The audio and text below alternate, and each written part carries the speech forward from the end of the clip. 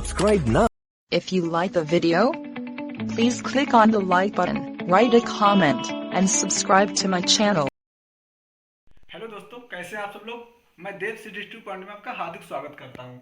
जैसे कि हम लोग उत्सर्जन तंत्र के बारे में पढ़ रहे थे, आज हम उत्सर्जन तंत्र का अगला पार्ट पढ़ने जा रहे हैं जिसका नाम है फेफड़े। तो आज हम क्या पढ़ेंगे, फेफड़ों के बारे में पढ़ेंगे। फेफड़ों से संबंधित जितने भी क्वेश्चन बनते हैं हम आज इस वीडियो में सारे के सारे कवर करने वाले हैं। तो देखो, फेफड़े क्या होता है। फेफड़े वैसे तो श्वसन तंत्र का अंग है। फेफड़े किसका अंग है? श्वसन तंत्र का अंग है, लेकिन श्वसन तंत्र के अंग के साथ साथ यह उत्सर्जन तंत्र का भी कार्य करता है। फेफड़े श्वसन तंत्र के साथ साथ उत्सर्जन तंत्र का भी कार्य करता है। तो देखो, फेफड़ों के बारे में हम देखते हैं। तो वो फेफड़े क्या होता है, यह बच्च गुहा में फेफड़े होते हैं। वो कहाँ होते हैं? बच्च गुहा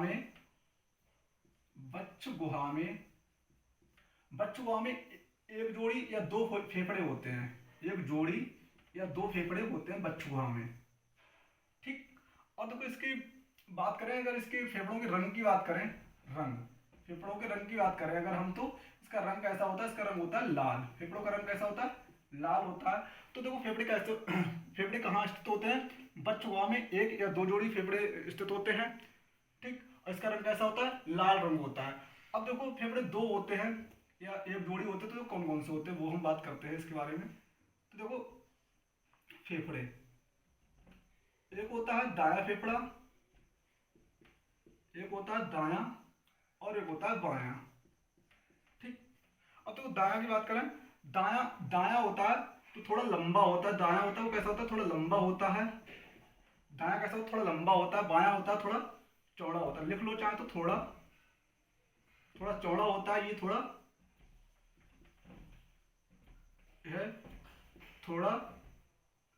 चौड़ा होता है। ठीक। तो फेफड़े की बात करें तो फेफड़े बच्च गुहा में दो फेफड़े होते हैं या एक जोड़ी फेफड़े होते हैं। एक होता है बायां फेफड़ा और एक होता है दायां फेफड़ा। दायां फेफड़ा होता है वो लंबा होता है, और बायां फेफड़ा होता है वो कैसा होता है? चौड़ा होता है। ठीक है ना। अब देखो, इसकी बात करें फेफड़े, और इसमें देखो इसमें जो उत्सर्जित पदार्थ होते हैं वो कौन से होते हैं? इसमें मुख्यतः दो पदार्थ उत्सर्जित होते हैं। दो प्रकार के पदार्थ होते हैं वो उत्सर्जित होते हैं। तो वो दो प्रकार के पदार्थ कौन से हैं? एक तो कार्बन डाइऑक्साइड प्लस जलवाष्प। कौन से दो पदार्थ होते हैं? एक तो कार्बन डाइऑक्साइड और जलवाष्प। इन दोनों का मुख्य रूप से क्या होता है? उत्सर्जन होता है। किसके द्वारा होता है? फेफड़ों के द्वारा। क्या होता है? उत्सर्जन होता है। तो इन दो कार्बन डाइऑक्साइड और जलवाष्प का मेन तौर से उत्सर्जन होता है फेफड़ों के द्वारा। और कुछ विशेष पदार्थ होते हैं उनका भी फेफड़ों के द्वारा उत्सर्जन होता है। वो विशेष पदार्थ कौन से हैं उनको भी देख लेते हैं। विशेष पदार्थ, तो वो विशेष पदार्थ देख रहे हैं। विशेष पदार्थ कौन से हैं? विशेष पदार्थ। तो जो विशेष पदार्थों की बात की जाए तो इसमें लहसुन है, प्याज है, लहसुन, प्याज तथा अन्य मसाले जिनमें जलवाष्प होता है, जिनमें जलवाष्प पाया जाता है, जिनमें जलवाष्प पाया जाता है। इन सभी का क्या होता है? उत्सर्जन होता है। इन सभी का उत्सर्जन किसके द्वारा होता है? फेफड़ों के द्वारा इस सभी का उत्सर्जन होता है। ठीक। तो दो प्रकार के मेनली पदार्थ होते हैं, वो कौन से उत्सर्जित होते हैं? एक तो कार्बन डाइऑक्साइड और जलवाष्प। और विशेष पदार्थ होते हैं जैसे लहसुन है, प्याज है और मसाले हैं जिनमें जलवाष्प पाया जाता है। वो किसके द्वारा उत्सर्जित होते हैं? फेफड़ों के द्वारा उत्सर्जित होते हैं। ठीक। और इसको फेफड़े के अगर आकार की बात करें इसके आकार की बात, इसका आकार कैसा होता है? तो इसका आकार होता है वो स्पंज या थैलेनुमा। कैसा आकार होता है? थैलानुमा इसका आकार होता है। स्पंजनुमा या फिर थैले के समान इसका आकार होता है। ठीक। तो इसका आकार कैसा होता है? स्पंज या फिर थैलेनुमा इसका आकार होता है। और देखो, बात करते हैं थोड़ी सी और। जो फेफड़ा होता है इसमें इसका इसका जो फुफ्फुस धमनी होती है, कौन सी? फुफ्फुस धमनी,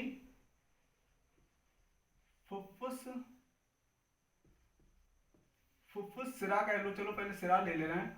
फुफ्फुस सिरा और फुफ्फुस धमनी, कौन सी धमनी? फुफ्फुस धमनी। देखो जो फुफ्फुस सिरा होता है इसमें कैसा रक्त प्रवाहित होता है? इसमें होता है शुद्ध। फुफ्फुस सिरा में कैसा रक्त स्त्रावित होता है? शुद्ध रक्त स्त्रावित होता है। और जो धमनी होती है इसमें कैसा स्त्रावित होता है? इसमें अशुद्ध। तो आप कैसे ध्यान रखेंगे? ऐसे ध्यान रखना, फुफ्फुस सिरा, तो सिरा में कैसा सिरा और सांसे शुद्ध रक्त प्रवाहित होता है, ऐसे फुफ्फुस धमनी में अशुद्ध रक्त प्रवाहित होता है। तो एक ध्यान रखना, सिरा में कैसा होता है? शुद्ध होता है, तो अब वो बाकी जो बचा वो कैसा होता है? अशुद्ध रक्त होता है। हाँ, तो देखो फेफड़े देखते हैं, इसके फेफड़ों से संबंधित तो रोग होता है उसके बारे में जानने की कोशिश करते हैं हम। तो फेफड़ों से संबंधित तो रोग, देखो फेफड़ों से संबंधित तो रोग होते हैं मुख्यतः से 2 रोग, वैसे तो इससे बहुत रोग होते हैं लेकिन इसको हम अभी 2 रोग पढ़ रहे हैं इसके बारे में, फेफड़ों से संबंधित 2 रोग। एक तो पढ़ रहे हैं निमोनिया, एक कौन सा पढ़ रहे हैं? निमोनिया, एक पढ़ रहे हैं निमोनिया, और दूसरा रोग हम पढ़ रहे हैं क्षय रोग। कौन सा रोग पढ़ रहे हैं? क्षय रोग। तो देखो निमोनिया और क्षय रोग। अब देखो निमोनिया की बात करें तो हाँ, और एक बात, जो दोनों के दोनों रोग हैं वो किससे होने वाले? जीवाणु से होने वाले रोग हैं। किससे होने वाले रोग हैं? जीवाणु से होने वाले रोग हैं। तो क्वेश्चन ऐसे पूछा जाएगा कि निमोनिया है वो किस अंगों को प्रभावित करता है? फेफड़ों को प्रभावित करता है। ऐसे क्षय रोग किसको प्रभावित करता है? फेफड़ों को प्रभावित करता है। और ऐसे ही क्वेश्चन पूछ सकता है कि निमोनिया किसके द्वारा फैलता है? तो आप लगाएंगे जीवाणु के द्वारा फैलता है। निमोनिया किसके द्वारा होता है? जीवाणु के द्वारा होता है। और ये प्रभावित किस अंगों को करता है? फेफड़ों को प्रभावित करता है। ऐसे क्षय रोग या टीबी किसके द्वारा होता है? जीवाणु के द्वारा होता है। और प्रभावित किसको करता है? फेफड़ों को प्रभावित करता है। अब देखो निमोनिया, जिस जीवाणु के द्वारा निमोनिया होती है उस जीवाणु का नाम है ट्यूबरक्लोसिस निमोनी। उसका नाम क्या है? Diplococcus pneumoniae. उस जीवाणु का नाम क्या है? Diplococcus pneumoniae.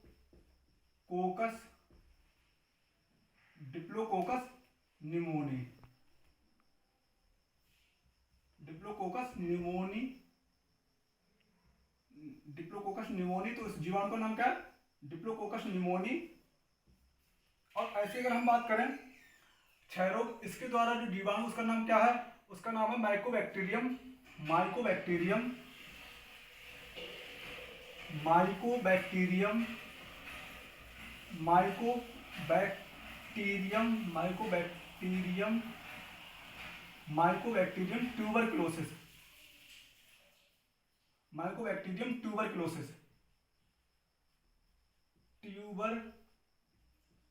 ट्यूबरक्लोसिस।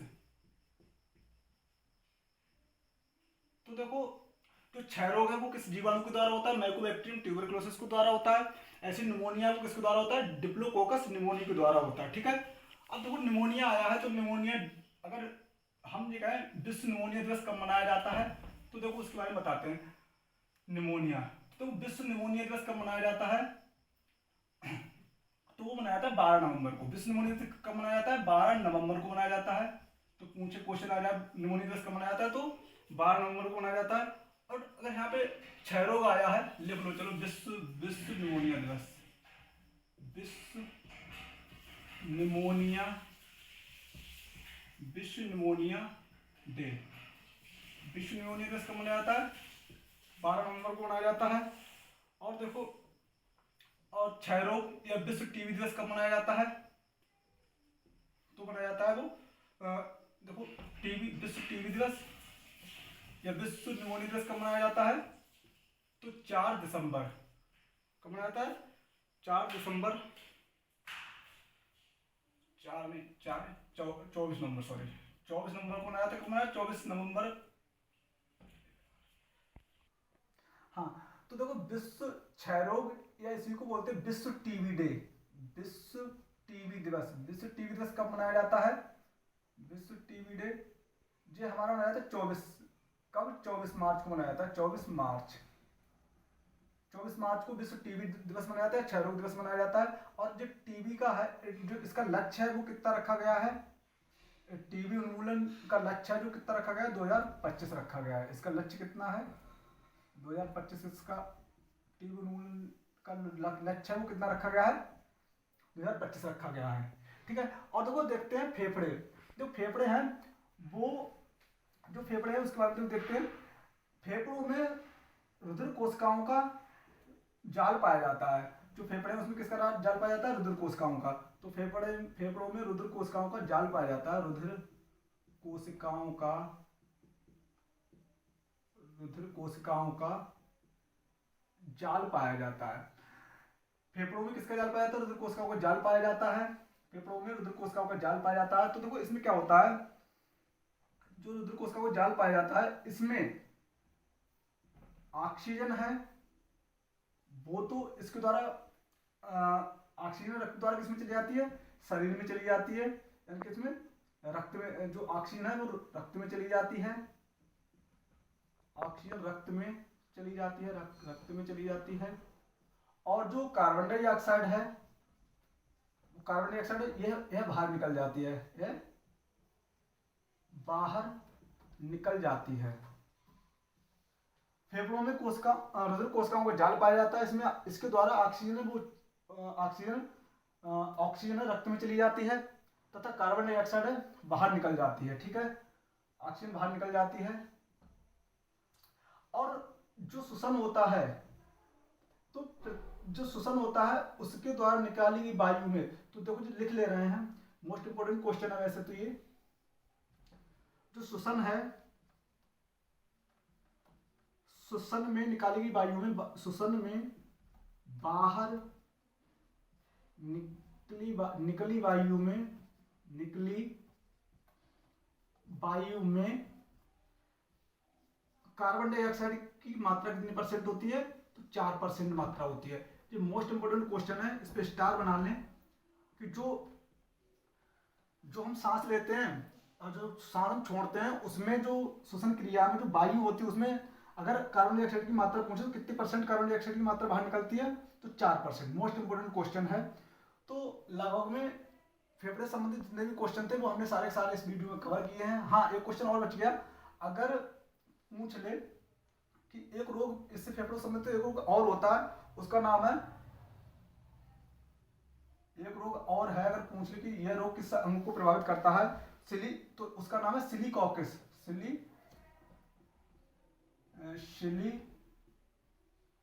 सिलिकासिस जो रोग होता है, सिलिकासिस रोग किस अंग को प्रभावित करता है, तो यह भी रोग फेफड़ों को प्रभावित करता है। नोट कर लें कि सिलिकासिस रोग है वो किसको प्रभावित करता है, फेफड़ों को प्रभावित करता है। और एक रोग और है, जैसे पर्यावरणीय प्रदूषण से एक रोग होता है, किससे होता है, पर्यावरणीय प्रदूषण से।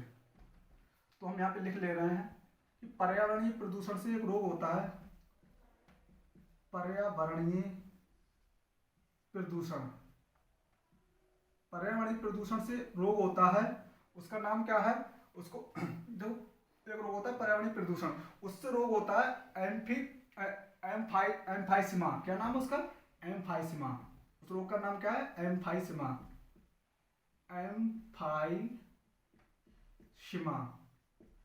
तो अगर क्वेश्चन ऐसे करके पूछ ले कि एम्फाइसीमा जो रोग है वो किसको प्रभावित करता है, तो आप बता देंगे किसको प्रभावित करता है, एम्फाइसीमा रोग किसको प्रभावित करता है, फेफड़ों को प्रभावित करता है। तो हमने फेफड़ों संबंधित जितने भी क्वेश्चन थे इस वीडियो में सारे के सारे कवर किए हैं। एक बार हम दोबारा आपको इसको बताने की कोशिश कर रहे हैं, आप लोग देखें जरा। जैसे तो जो फेफड़े प्रत्येक मनुष्य में, बच्चों में 2 फेफड़े होते हैं या एक जोड़ी फेफड़े होते हैं। कौन कौन से, एक दायां फेफड़ा और एक बायां फेफड़ा। दायां फेफड़ा होता है वो थोड़ा चौड़ा लंबा, सॉरी, वो जो दायां फेफड़ा होता है वो थोड़ा लंबा होता है और बायां फेफड़ा होता है वो थोड़ा चौड़ा होता है। ठीक, और इसकी बात करते हैं, इसके रोग की बात करते हैं। तो इसमें रोग देखते कौन सा है, पर्यावरणीय रोग होता है, उसका नाम क्या है, एम्फाइसीमा रोग है। तो क्वेश्चन ये आ गया, एम्फाइसीमा रोग किससे संबंधित है, तो आप क्वेश्चन लगाएं फेफड़ों से संबंधित रोग है।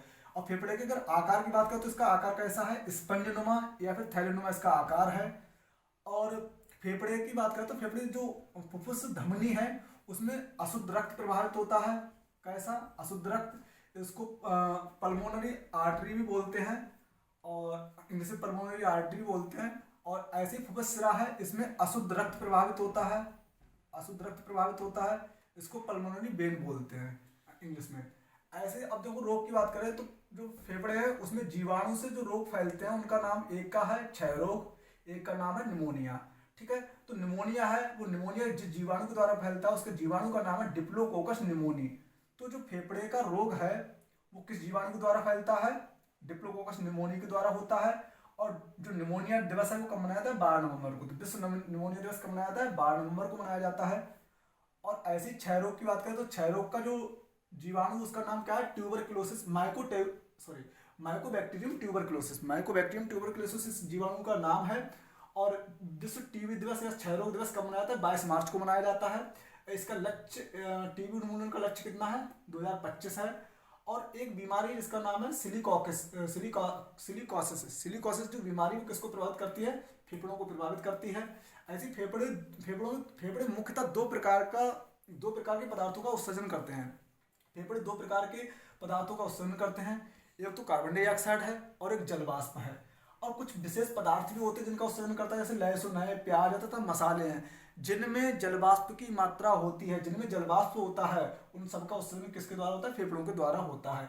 और फेफड़ों के रंग की बात करें तो इसका लाल रंग होता है। और इसमें जो फेफड़े होते हैं वो रुधिर कोशिकाओं के जाल से मिलकर बने होते हैं फेफड़े।